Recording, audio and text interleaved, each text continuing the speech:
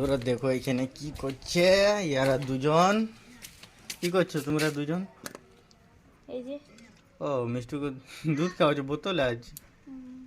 বা মিষ্টু ও বোতলে খায়, ও গ্লাসে খাইতে খুঁজবে না। ভালো ছেলে নাকি মিষ্টু? বললাম এটা রোদ পোহাছি, রোদ পোহাছো? বল দমে ঠান্ডা। ঠান্ডা লাগছে? ও আর তুমি টপি খুলে দিয়েছো। বল আমি তেল লাগাবো। কে লাগাই দিবে তেল? কে তো তুমি সবজির দোকান লাগাই নিয়েছো? হ্যাঁ মূলা বিকবো 5 টাকা কিলো।